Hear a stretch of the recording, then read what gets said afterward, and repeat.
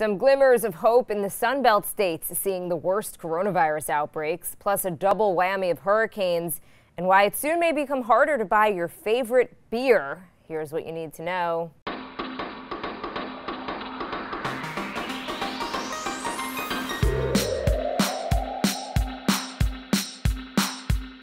Good morning. This is Cheddar's Need2Know podcast for Monday, July 27th. I'm Jill Wagner with Carlo Versano, who is back from vacation and looking well rested. Hi, Carlo. Back and better than ever, Jill. Great to see you. I missed your voice. I missed seeing you. How was it last week? It was great. Baker was great. Then we had our special guest on Friday, but we did miss you very much. And I'm glad that you're back. Did you have a nice week? I did. Honestly, Jill, I don't think I've ever really taken a vacation that's like a literal staycation. It is amazing. I highly recommend it. It's just you don't have to do anything, and because of how things are now, it's like you don't have any of that FOMO about like, oh, should I be out traveling or should I be making more of this time off? It's just you just chill, you relax, you hang out with family, read. I feel better than ever. Okay, cool. Well, I'm glad you're back, and let's get to some news here. I want to start with the latest on the coronavirus. Florida now the second state after California to blow past New York's record of total coronavirus cases. So the Sunshine State adding another 9,300 new cases yesterday. Of course, New York's recorded far more deaths than either Florida or California. Meanwhile, several federal officials took to the Sunday shows and admitted that the national testing backlog is far too long. White House Chief of Staff Mark Meadows saying on ABC's This Week that medical advancements, not a nationwide mask mandate, will be what eventually ends the pandemic. Okay, how about some good news, Chelsea? I'm all about the optimism now that I'm now that I have this new lease on life, and I'm trying to be more optimistic. So I'm looking for the good in the headlines before. Okay, it's July 27th. I want to mark this down on the calendar. Okay, got it. We'll see how long this lasts because Yes. I really don't know. Just given the state of the news still. But look, the positive rates in Arizona and Texas are falling. That's a very good sign. Arizona, if you look at the data, is clearly heading in the right direction. And I think it's probably a little too early to say that about some of these other Sunbelt states, but we may be hitting a plateau, at least in Arizona, possibly in Texas. Not Florida. Florida is a mess. And there are still worrisome trend lines in some smaller states that we haven't really talked about, like South Carolina, Kentucky, Alabama, New Mexico, Montana, North Dakota. That's when you look at the sort of 7-day rolling average of cases, which gives you a pretty good sense of the trend. A lot of those states are small. They don't get a lot of the attention that the bigger states do. But they're small. That also means that they don't necessarily have the ICU capacity, right? That a city like Houston would have, or New York City. So it's definitely something to watch. But yes, there are some good signs, especially in Arizona, which remember just a couple weeks ago was looking really, really bad. Okay, Carlo, I'm going to do a little bit of doom and gloom. We did hit 4 straight days of 1,000 people per day losing their lives in this country because of coronavirus. So I do want to mention people are still dying of this. I mean, there have been really good medical advancements, and now we have this better understanding of what to do with somebody when they're severely sick in terms of how to care for them in the hospital. But this is still taking a lot of lives here in the U.S. It's about one person, every minute is losing their life in this country because of coronavirus. I think that's a good this isn't the flu. I just want to be clear again, that this is still a problem. No, absolutely, and it's also we're now approaching, I believe, 700,000 deaths globally. And if you remember the worst. The metrics for like the worst possible flu outbreak is something like 650,000. So this is we're beyond what the absolute worst ever flu season, except maybe like the Spanish flu would be. But on your point about how it's not over, Jill, I was talking to the brother of a friend of mine who I saw on the beach this week, and he got it. He got the virus months ago back in New York when it was all over the place, and he's fine. But he said, he was like, I haven't, my sense of taste has been all out of whack months later. He's like, everything has sort of this like weird kind of like medical, taste to it. I don't really know how better to describe it, but it's just a reminder that even healthy people, even young and healthy people who are able to get the virus and then recover, there are still these lingering impacts that we just don't know enough about yet. It's a great point. It's funny. I was talking to somebody yesterday at this outdoor barbecue, and she was saying one of her colleagues, somebody that she works with, got it in March and still can't taste. So we're in July right now. Hasn't even gotten it back even a little bit. And misses food, is missing the taste of food, by the way. It's been a long time. I mean, that's a really, I guess it's not as bad as, respiratory issues, but that's like a major thing, right? To not be able to taste right months later. Right. So they actually, I think the latest study I saw was that a third of people who get it are reporting long-term effects of the virus. Yeah, scary. So again, there's just a lot we don't know. Texas, by the way, dealing with a completely separate disaster in the form of Hurricane Hannah. That came ashore as a Category 1 storm over the weekend along the southern Gulf Coast. That system is now a tropical depression. It is dumping rain, though, on the Rio Grande Valley along the border, which has been hit hard by the virus. Some hospitals actually airlifting people to larger cities like Houston so that the hospitals don't get overwhelmed. And then in the Pacific, we talked about this double whammy of hurricane activity. We've got Hurricane Douglas, which is also a Category 1 storm at this hour. And it looks like it's tracking just north of Maui and Oahu. So it looks like we're actually going to be able to Hawaii's islands are going to be spared from the worst of this in terms of the winds and the rain and the storm surge. So that's some good news there. We were worried about a direct hit from Douglas, and it looks like they're not going to see that. The storm will spin out to sea later today. Honolulu will see, of course, heavy rain and wind and pounding surf. Remember, it's very rare for Hawaii to actually see a hurricane landfall. It looks like they may have dodged one once again this time. But thinking about, I have one of my best friends is out there, and he said that they've been worried about this, so hopefully it looks like they dodged it. All right, let's talk a little politics. Republicans expected to unveil their version of a second economic stimulus bill today. It will reportedly include another one-time $1,200 cash payment to families. The sticking point remains what to do about that enhanced unemployment benefit, that $600 expected to run out. One idea that seems to be gaining steam, capping those benefits at 70% of each worker's lost wages. Yeah, that's what the Treasury Secretary said over the weekend. It seems like that's what it's looking like they're negotiating around. A couple of people, Jill, emailed us over the last week or two to reinforce something that you heard from your friend that we talked about whenever that was, the week before last, I guess, where your friend was talking about how it's very hard for she's a small business owner, and it's hard for her to get her employees back to work because of the $600, right? That they would rather obviously just collect on unemployment than go back to work. I understand that that's an issue, but I still worry that, kicking these people off of unemployment all at once. Remember, this is like 30 million people we're talking about, 1 in 5 workers, another way to think about it. It just could be a disaster. So I think that, capping it at 70%, I think is better than nothing if that's what they agree with. I agree on. I don't know what the Democrats are going to make of that.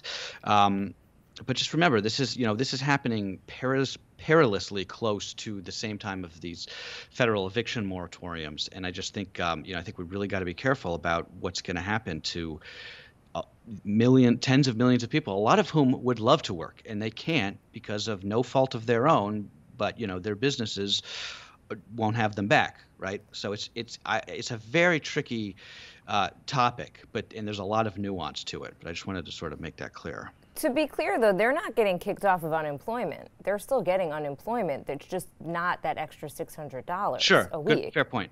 Fair point. A new wave of protests against the police, some violent, erupted over the weekend in cities like Seattle, Los Angeles, and Oakland.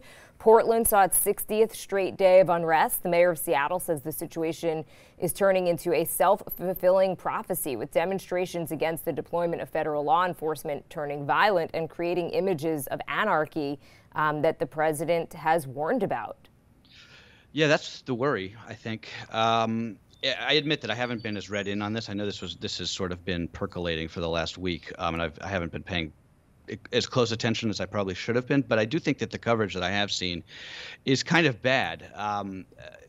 two things can be true, right? I think there are obviously genuinely destructive protesters who come out in these, in these demonstrations with nothing other than a, reason to cause violence, right? Whether that's, getting in fights with the cops or smashing windows or whatever. And that sucks. I don't support that at all. But there's also a secretive federal police force on the streets of American cities like Portland right now that I think should probably worry anybody who cares about their civil rights, as well as the people, particularly the people on the right who constantly talk about states' rights. Talk about how the importance of states' rights, especially within the terms of the pandemic. They seem awfully quiet when there's these sort of like goon squads from the Department of Homeland Security that come out, and are arresting people on the streets in many cases without probable cause. So again, this is another prickly conversation to have, I think, but it's something to watch. And I think that the president is making a politically calculated move, that this is to a point that you've made on the podcast before, Jill, that this sort of like law and order issue is something that he wants to run on, right? So that the more scenes of these protests, the better it is for him politically. I do want to mention one quick thing. There was a pro-police rally on Long Island in the past few days, and it got some pretty good turnout as well. Families of officers dad actually who lost saw their that. loved ones. In where was that? Like near Mineola? My dad said that he saw that when he was going to work the other day. Yeah. Switching gears, it soon may become difficult to find your favorite beer in stock at the grocery store, especially if it is a smaller brand. There's a nationwide aluminum can shortage, exacerbated by the pandemic, is leading big brewers to prioritize their most popular beers. Same thing for soda makers. The shortage has to do with beer that would be going to kegs for bars and restaurants now being canned and sold. Combined with consumers stocking up. All right, Carlo, first it was toilet paper, then coins, now cans, and this is affecting beer. This is not what we need. No, I know, right? It's all about the supply chains, right? It's like these supply chains are run on such like small margins that any sort of disruption really trickles down. But also something interesting about this, even before coronavirus, there was also this. There was already a strain on the aluminum supply chain because of hard seltzer, and the explosion in popularity of like White Claw. All of those those drinks that come in the aluminum cans, so that was causing the supply chain to buckle even before all this other pandemic related issues. I once read that aluminum cans are the only. This is something that I have no idea if it's true or not, but I'm just gonna throw it out there. I read once that aluminum cans are the only thing that you should recycle because it's the only thing in which the resources that you're saving by recycling are greater than the resources it takes to actually do the recycling. So again, I have no idea if that's true or not, but I always just remember that whenever I'm talking about aluminum cans. That's the thing that you're definitely under. Also, no matter what, you're definitely supposed to recycle. That's so interesting. I always think about that because I unfortunately use a lot of plastic bottles as I hold up my my Poland Spring bottle. And I've thought to myself, like, is this actually getting recycled, and how much energy is it taking to recycle it? Thing. Yeah, exactly, right. And the sorting and all that. When I'm not saying you should recycle. I had like a White Claw flashback. Was that last summer? I feel like those were just such good times, right? It was just like this simpler time. Well, look back on that, right? The summer of 2019, White Claw, Avengers came out. What else were we doing? It was a different world. Oh my gosh. Take us back. It might have been it could have been like 100 years ago. It really feels that way. Regis Philbin, onto some other news, the legendary TV host. He died on Friday at the age of 88. He holds the Guinness World Record for the most hours on television in the United States. Countless clips from his 6-decade career were shared on social media over the weekend. Among the most memorable is this moment from Who Wants to Be a Millionaire back in 1999. He crowned the show's very first winner, who famously used his only lifeline to call his dad to tell him that he was about to win the $1 million prize. So classic. Did you watch this clip? Do you remember this? I remember it, like, I think from life. I didn't see it on social media this You weekend. got to I'm gonna. I put it in the newsletter. I'll send it to you. It's just a great clip to rewatch. It's talk about another time, but an amazing clip. I love Regis. Rest in peace. He was he was truly I think an American icon of television, and just one of those guys that seemed to work like crazy. Had 3 different shows at the same time. He was sort of like the Ryan Seacrest before Ryan Seacrest. Right, but also on the celebrity death front, Olivia de Havilland has died. She was one of the last surviving stars of Hollywood's golden age. 104 years old. What a life, right? She starred in dozens of popular movies in the 30s and 40s, probably best known for playing Melanie in Gone with the Wind. Melanie was Scarlett O'Hara's sort of foil. So an incredible run for her, 104. Jill, they say that like celebrity deaths come in threes. I don't know if that's like a popular thing or if that's just what people in news say. But I remember when you're working in news, it's always like, 2 celebrities died. Who's the third going to be? But I guess in this case, the guitarist from Fleetwood Mac also died over the weekend. Peter Green, he was 73, so maybe he was the third. But Stevie Nicks penned an emotional tribute to him, writing that his legacy will live on forever. Fleetwood Mac, one of my favorite bands.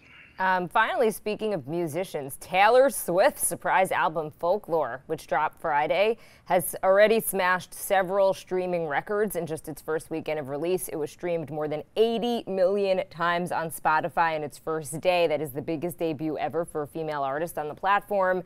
It's received 35 million streams on Apple Music. It also sold 1.3 million copies.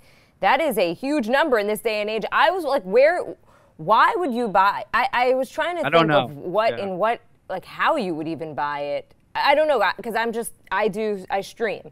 So I was. Well, I think a lot of people. Yeah, I think that means people who buy it on iTunes. So they're still buying it digitally, but they're actually like owning the actual files. But yeah, I don't really know anyone who still does that. I thought everybody sort of streams now. Adele, I think, still has the first week record in terms of sales for her album from 2015. But anyway, Folklore, I know you and Moshe talked about it on Friday, getting rave reviews from critics, Rolling Stone calling it, quote, head-spinning in her most impressive work to date.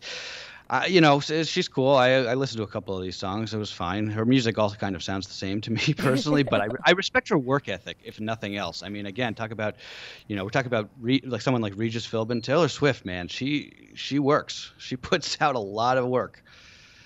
And I learned a lot about her. I watched the documentary. I think it's called Miss Americana or something like that on Netflix. Yeah, that was good. I learned just a lot about her. She is writing this stuff. I mean, she is really... she's talented for sure. Super talented when she does these duets. She has a vision, and she implements it. Her music videos, it's her vision, and it obviously resonates with people. I listened to this album over the weekend. I hate to say it, I went for a drive so I could listen to this album in part because I have nowhere to go, so I find my husband's like, get out of here, just take a drive, and I listened to Taylor Swift. Total high school move. I feel like I used to do that in high school, right? I mean, I'm living with my in-laws, like 5 minutes from where I grew up. So why shouldn't I be basically living my high school life at this point? And I thought it was great. Yeah, I'm getting immature. Less mature as the days go on. I feel you there. Okay, well, Carlo, it was great to have you back. We missed you. Great to be back. You look good. You got a little pep in your step, and we'll do it again tomorrow. That's what you need to know for. Yep, that's what you need to know for Monday, July 27th. Thanks, guys.